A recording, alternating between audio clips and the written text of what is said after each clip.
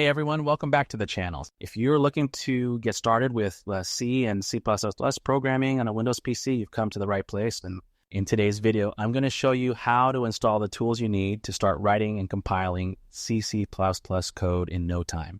So whether you're a beginner or just got you covered, let's dive in.